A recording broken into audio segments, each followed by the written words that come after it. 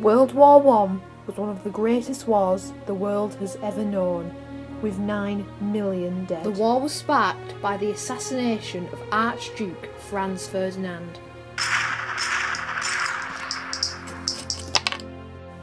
To win the war, new tactics would be needed and new weapons created. In this documentary, I will be exploring the weapons and the tactics used by the different factions in the war. Now, the main battles in World War I were fought using trench warfare. The main idea of trench warfare was to take control of the enemy's trench, or it was a battle of attrition, making sure the enemy ran out of resources until they were forced to surrender. The main tactic before trench warfare was to run head-on at the enemy, but this resulted in severe casualties. Soon though, trench warfare was adopted to break the deadlock of the previous type of warfare. Trenches started off small, but then grew much larger.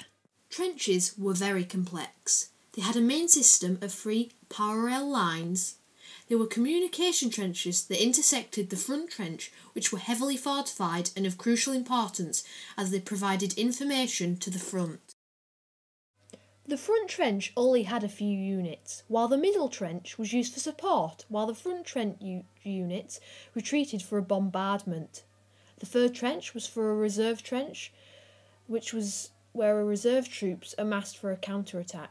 Temporary trenches could sometimes be built, but had no escape routes, but were used for flanking and counterattacks. Fighting trenches tended to be about 12 feet deep. Trenches were never straight but tended to zigzag to prevent bombs from killing everyone in the trench. As a note, this sniping technique is not recommended. To allow soldiers to see out of the trench without exposing his head, a loophole could be built into the parapet. A loophole might simply be a gap in the sandbags, or it might be fitted with a steel plate. German snipers, as a new tactic, used armour-piercing bullets that allowed them to penetrate loopholes.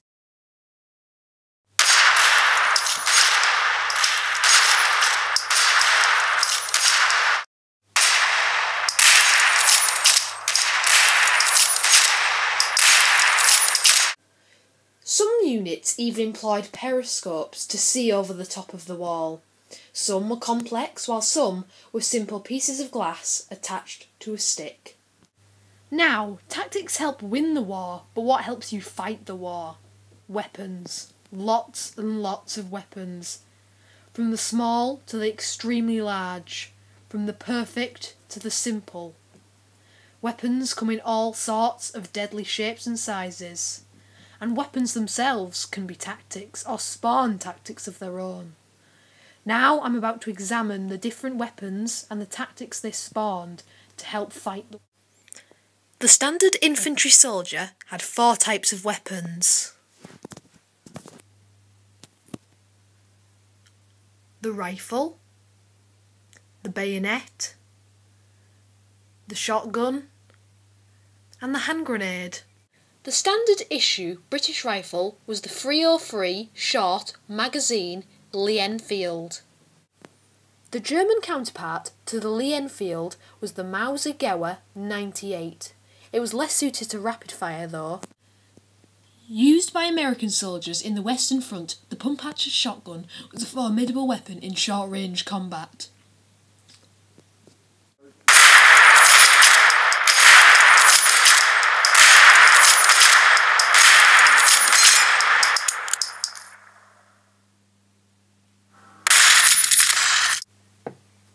The hand grenade came to be the primary infantry weapon of trench warfare.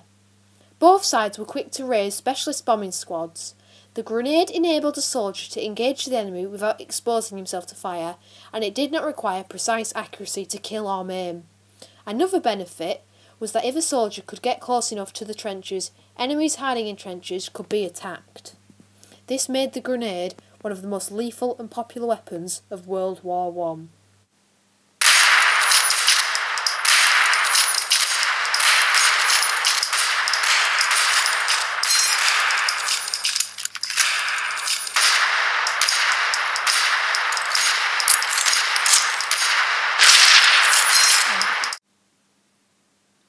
The bayonet was used to finish off wounded enemy soldiers during an advance, both saving ammunition and reducing the probability of being attacked from the rear.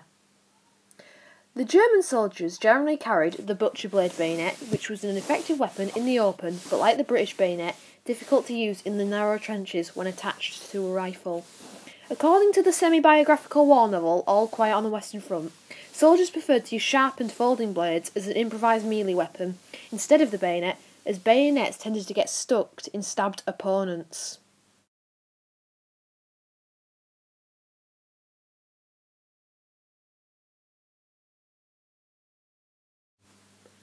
The Germans embraced the machine gun from the outset in 1904.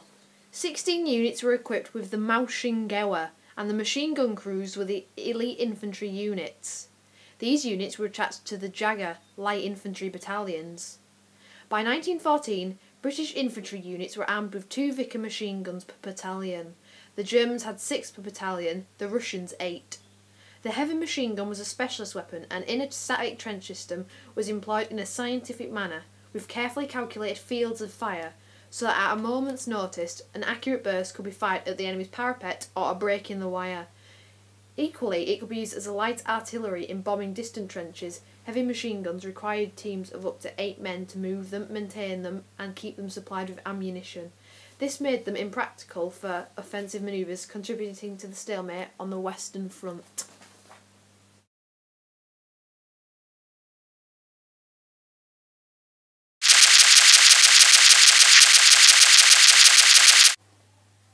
Mortars, which lobbed a shell in a high arc over a relatively short distance, were widely used in trench fighting for harassing the forward trenches, for cutting wire in preparation for a raid or attack, and for destroying dugouts, saps and other trenches. Mortars tended not to be a main cause of death, as they were used for the previous methods more so than attacking the trenches.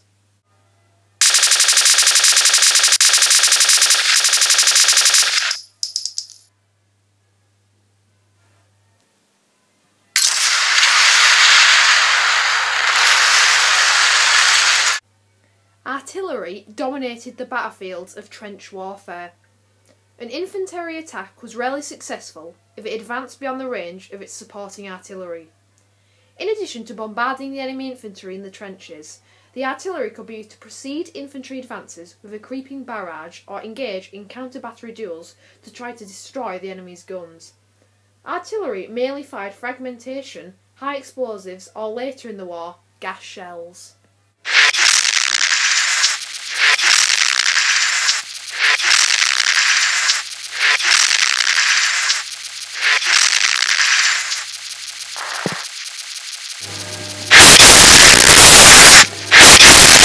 The popular image of trench assault is a wave of soldiers, bayonets fixed, going over the top and marching in a line across no man's land into a hail of enemy fire. This was the standard method early in the war, and successful examples are few. The more common tactic was to attack at night from an advanced post in no man's land, having cut the barbed wire beforehand. In 1917, the Germans innovated with infiltration tactics, where small groups of highly trained and well-equipped troops would attack vulnerable points and bypass strong points, driving deep into the rear areas. The distance they could advance was still limited by their ability to supply and communicate. The primary role of artillery in an infantry attack was to prepare the ground for an infantry assault, killing or demoralising enemy garrisons and destroying defences such as barbed wire. It was common for a bombardment to go on for minutes, but some occurred for days. Capturing the objective was half the battle, but the battle was only won if the objective was held. The Germans placed great emphasis on immediately counter-attacking to regain lost ground. This strategy cost them dearly in 1917, when the British started to limit their advances so as to be able to meet the anticipated counter-attack from a position of strength. Part of the British artillery was positioned far behind the original start line and took no part in the initial bombardment, making building a very impossible task. Some developments, such as stormtroopers and gas shells and grenades, were minor breakthroughs, but did little to affect the deadlock of trench warfare. Eventually, it will be the tanks that will break up the deadlock of World War I trench warfare. Now this tank is nowhere near a replica of the original tanks used in World War I. Actual World War I tanks were bigger and looked like this. They were female and male tanks. Male tanks had high explosive rounds on the side turrets, while female tanks had machine guns.